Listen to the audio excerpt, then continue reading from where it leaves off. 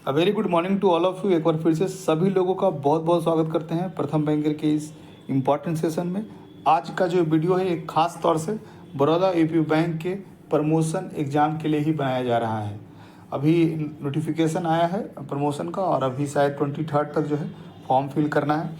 तो हम लोगों ने कोर्स स्टार्ट कर दिया है।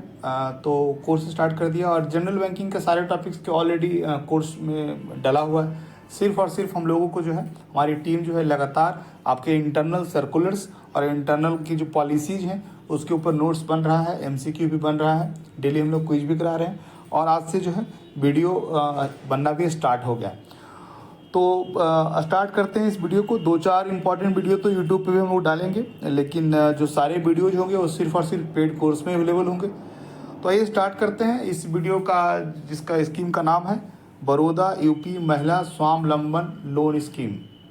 ठीक है, ये एक नया स्कीम है जो बैंक के द्वारा लाया गया है और इसका क्या पर्पस है। कोई भी लोन स्कीम आप लोग पढ़िए, 3-4-5 चीज़ बहुत इंपॉर्टेंट होता है। एक होता है कि क्या उसका ऑब्जेक्टिव है और उसका मैक्सिमम लोन कितना हो सकता है, मिनिमम लोन कितना हो सकता है, रेट ऑफ इंटरेस्ट क्या है, मोड ऑफ असेसमेंट क्या है, ठीक है, उसके मार्जिन क्या है। ये सारी चीज़ें ध्यान रखिए। फैक्चुअल डेटा एग्जाम में आता ही आता है सभी लोन स्कीम से, खास करके वैसे लोन स्कीम जो पिछले 1-2 साल में या 2-3 साल में जो स्कीम्स आए हैं, नए आए हैं, उससे निश्चित रूप से आपको एग्जाम में क्वेश्चंस देखने को मिलेंगे ही मिलेंगे।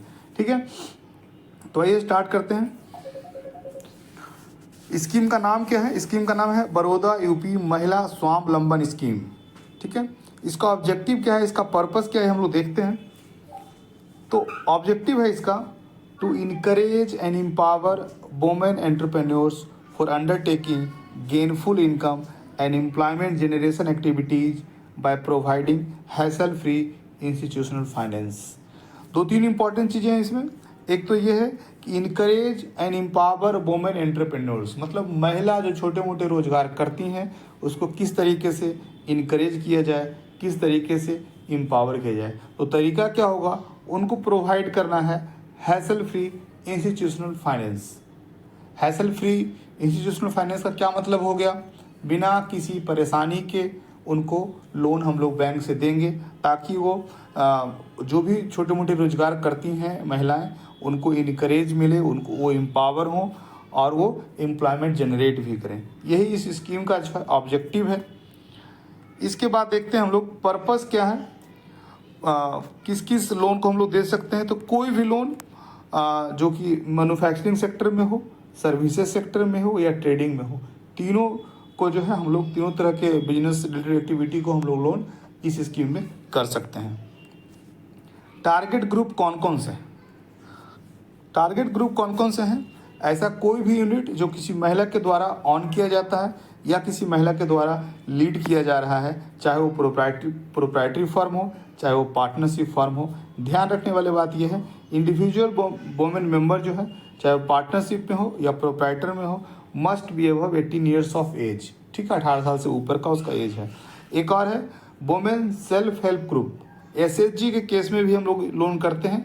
बस ध्यान रहे, वो एसएचजी जो है वो महिलाओं के द्वारा लीड किया जा रहा है और कोई भी इनिशिएटिव लिया जा रहा है किसी भी तरीके का, वो महिलाओं के द्वारा लिया जा रहा है। ठीक है, अब आगे आपका एग्जाम से रिलेटेड इंपॉर्टेंट डेटा, मिनिमम और मैक्सिमम एज क्या है इसके लिए। तो मिनिमम एज है 18 साल, मैक्सिमम एज है 65 साल। मिनिमम है 18 साल, मैक्सिमम एज है 65 साल। ये एग्जाम के लिए आपका इम्पॉर्टेंट है। ठीक है, एप्लीकेबिलिटी और कवरेज ऑफ द स्कीम, तो कहाँ कहाँ ये एप्लीकेबल है loan. Any income generating project in manufacturing sector, in service sector और ट्रेडिंग बिजनेस सेक्टर। ठीक है, कोई भी इनकम जनरेटिंग प्रोजेक्ट जो मैन्युफैक्चरिंग में हो, सर्विसेज में हो, ट्रेडिंग में हो, बिजनेस में हो, वो सभी इसके लिए एलिजिबल है। और both new and existing unit, मतलब सिर्फ नया नहीं, सिर्फ एग्जिस्टिंग नहीं, दोनों तरह के प्रोजेक्ट जो हैं वो एलिजिबल हैं। Can apply under the scheme for term loan या सिर्फ वर्किंग कैपिटल या कंपोजिट लोन। कंपोजिट लोन क्या होता है? कंपोजिट लोन जिसमें एक ही साथ हम लोग टर्म लोन भी करते हैं और वर्किंग कैपिटल लोन भी करते हैं, ऐसे लोन को कंपोजिट लोन कहा जाता है।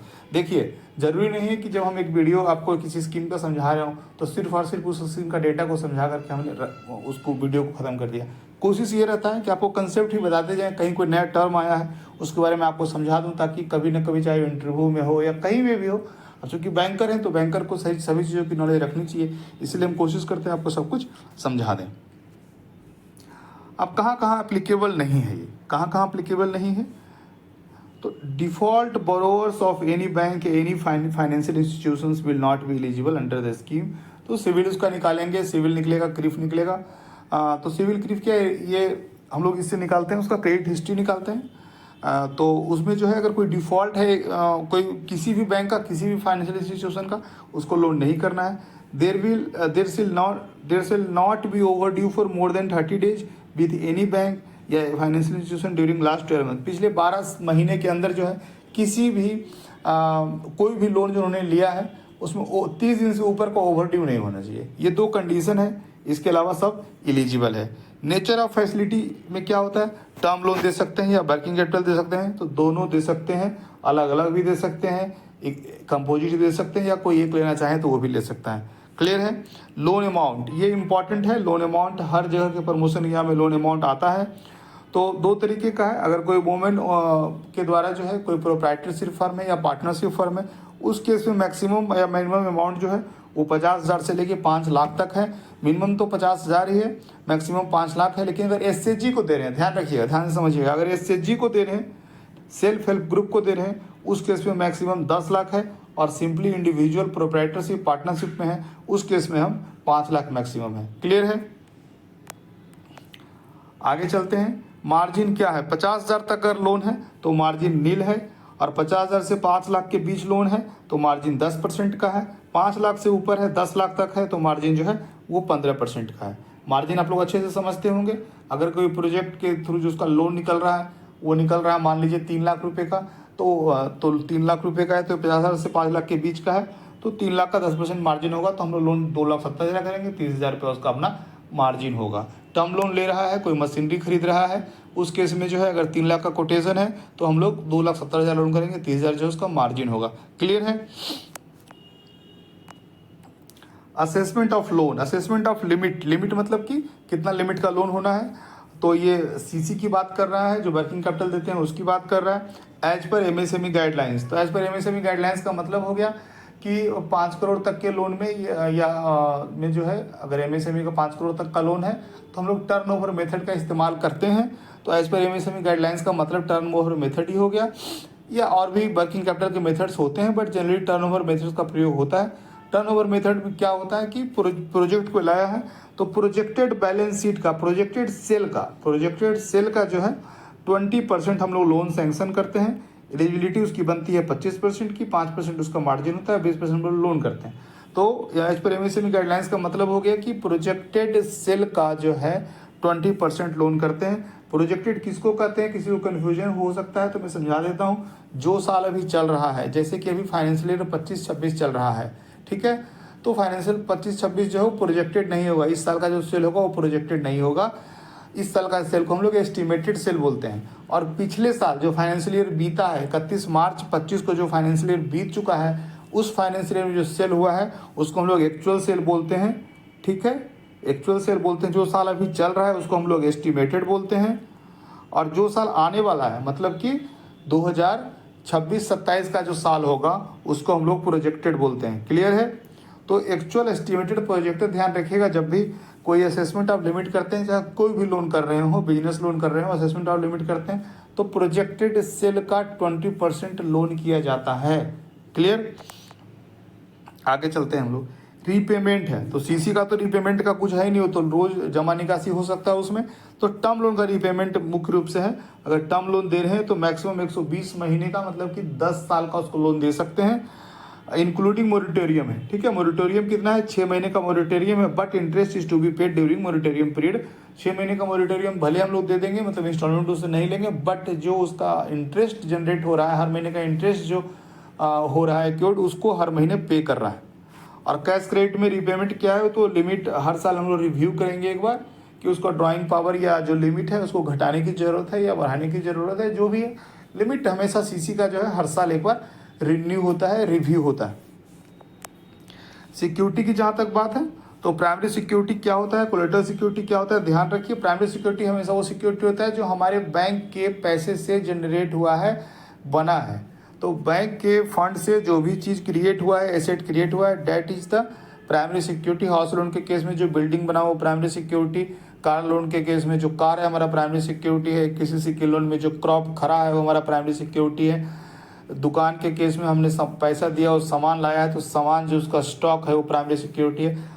प्राइमरी सिक्योरिटी क्या होता है, the asset created out of bank finance. Collateral security क्या होता है, जो वो बैंक के पास गिरवी रखता है कोई सामान, उस लोन को लेने के लिए उसको हम लोग कोलेटरल सिक्योरिटी बोलते हैं। तो इसमें है no collateral required, no collateral required है। Guarantee coverage will be available under CGFMU और CGTMSE एज एप्लीकेबल। क्लियर है। रेट ऑफ इंटरेस्ट है 0.25% less than ROI applicable for MSME loan. MSME loan का जो बैंक का अपना पॉलिसी है, जो सभी MSME लोन में है, उससे 0.25% का रिवेट है। ठीक है। प्रोसेसिंग चार्ज है, ये इतना इंपॉर्टेंट नहीं है, फिर भी देख लीजिए 1 लाख रुपए तक है, नो प्रोसेसिंग चार्ज है। 1 लाख रुपए से एबव है तो 0.25% है। क्योंकि मैंने अभी 2 वर्ड का इस्तेमाल किया था, एक CGFMU, एक CGTMSE। इसका फुल फॉर्म आप लोग ध्यान रखिएगा। CGTMSE के ऊपर एक प्रॉपर वीडियो हमारे कोर्स में डाला हुआ है, आप लोग देख लीजिएगा जा करके। और वीडियो एंड करने से पहले कुछ और बता दूं, हमारा कोर्स चल रहा है 2, एक क्लेरिकल से स्केल 1 का चल रहा है, एक स्केल 1 से 2, 2 से 3 का एक ही कोर्स चल रहा है। क्लेरिकल से स्केल 1 का फीस जो है वो 1999 है और ऑफिसर्स का 1 से 2, 2 से 3 का फीस है 2499। बहुत ही अफोर्डेबल फीस है। कितना कुछ आपको दे रहे हैं, हमारी पूरी टीम लगी हुई है। सारे जनरल बैंकिंग के सभी टॉपिक्स उसमें डले हुए हैं, वीडियो डला हुआ है, MCQ डला हुआ है, PDF डला हुआ है। अब आपके सर्कुलर्स के सारे वीडियो, सारे PDF, सारे MCQ हम लोग डाल रहे हैं। एक व्हाट्सएप पेड ग्रुप में आपको ऐड करते हैं हम लोग। डेली शाम को क्लरिकल से ऑफिसर के लिए 7:30 बजे से हिंदी का क्विज चलता है और 8 बजे से कॉमन क्विज चलता है बैंकिंग का, क्वेश्चंस का 10 से 15 क्वेश्चन का क्विज चलता है। जो लोग इनरोल होते हैं उनको व्हाट्सएप पेड ग्रुप में हम लोग ऐड करते हैं। व्हाट्सएप पेड ग्रुप में जितने भी आपके इंटरनल सर्कुलर्स के या मुझे लगता है जनरल बैंकिंग इंपॉर्टेंट PDFs है, हम लोग वहाँ पे शेयर करते हैं ताकि आप लोग उस PDF को डाउनलोड करें, प्रिंट करें, पढ़ें। कुल मिला के बहुत ही अच्छा कोर्स डिज़ाइन है। उत्तर बिहार ग्रामीण बैंक का हम लोगों ने अभी प्रमोशन कोर्स चलाया था। सारे टॉपर, सारे अच्छे जो भी टॉप रैंकर्स थे और सभी लोग प्रथम बैंकर से ही थे, तो इसीलिए हम लोग जो है पूरी टीम को लगा दिए हैं अभी बड़ौदा UP बैंक के प्रमोशन में और बहुत ही अच्छा रिजल्ट होगा। और जो लोग भी इसको ज्वाइन करेंगे उनको बहुत ज़्यादा फायदा होने वाला है। लिंक डिस्क्रिप्शन बॉक्स में दोनों ही कोर्स का दिया हुआ है। टेलीग्राम ग्रुप भी एक हम लोग चला रहे हैं, फ्री में वहाँ क्विज कराते हैं, वहाँ भी आप लोग ज्वाइन कर सकते हैं। या किसी को कोई क्वेरी हो तो हमारा नंबर है 7970903637। ये आप नंबर देख रहे हैं यहाँ पे 7970903637। एक और नंबर है 9939003637। इस पर आप लोग जो है हमसे कांटेक्ट कर सकते हैं। ऐप है, एंड्रॉयड ऐप है, ऐप के ऊपर ही सारी पढ़ाई होती है। तो ऐप भी डिस्क्रिप्शन बॉक्स में लिंक दिया हुआ है, आप लोग ऐप डाउनलोड कर लीजिएगा। इसके अलावा कुछ और इंपॉर्टेंट चीज़ लिखा हुआ था। CGTMSE क्या होता है, इसका फुल फॉर्म है credit guarantee fund trust for micro and small enterprises. और CGFMU का फुल फॉर्म होता है credit guarantee fund for micro units. अब एक माइक्रो यूनिट्स वर्ड इस्तेमाल किया गया इस सर्कुलर में। माइक्रो यूनिट्स क्या होता है, तो माइक्रो स्मॉल एंड मीडियम जो इंटरप्राइज होते हैं, तो अभी पहले तो इसका जो लिमिट था, इसका डेफिनेशन अलग था, लेकिन इस साल जो बजट पेश हुआ उसको इसका डेफिनेशन बदल गया। तो मुझे तो पूरा उम्मीद है कि इस बार आपके प्रमोशन एरिया में माइक्रो स्मॉल या मीडियम किसी न किसी का या तो डेफिनेशन जो है उसका कि कितना इन्वेस्टमेंट प्लांट एंड मशीनरी में होना चाहिए, कहाँ तक और कहाँ तक टर्नओवर होना चाहिए, तो उसको माइक्रो बोलेंगे या स्मॉल बोलेंगे या मीडियम बोलेंगे। तो माइक्रो यूनिट्स में जो है investment in plant and machinery 2.5 crore तक अगर होता है और टर्नओवर उसका 10 करोड़ से नीचे है, इन दोनों ही केस सेटिस्फाई कर रहा है, जस्टिफाई कर रहा है, उस केस में जो है उस यूनिट को हम लोग माइक्रो यूनिट्स बोलते हैं। क्लियर है, माइक्रो इंटरप्राइज बोलते हैं। तो ये था एक सर्कुलर। इसी तरह से सारे सर्कुलर्स हम लोग आपके बना रहे हैं और सारे सर्कुलर्स के MCQ भी आपको मिलेंगे, इस तरह के वीडियोज भी मिलेंगे। मुझे लगता है date is will be sufficient for your exam. और कोशिश करेंगे जितना मैक्सिमम पॉलिसी सर्कुलर्स हों उसके नोट्स वीडियो आपको हम दे दें। और जनरल बैंकिंग का तो ऑलरेडी बहुत ही अच्छा नोट्स वीडियो डला हुआ है। टेस्ट भी है 10 कोर्स में। तो हिंदी जो लोग क्लरिकल से ऑफिसर हैं उनके लिए हिंदी इंग्लिश का भी बहुत सारा टेस्ट कुछ डला हुआ है कोर्स में। तो आप लोग ज्वाइन कीजिए। कोई तरह कन्फ्यूजन हो, कुछ बात करना हो, मुझसे कभी भी क्वेरी कर सकते हैं, बात कर सकते हैं। ठीक है, thank you so much for watching this video. Thank you.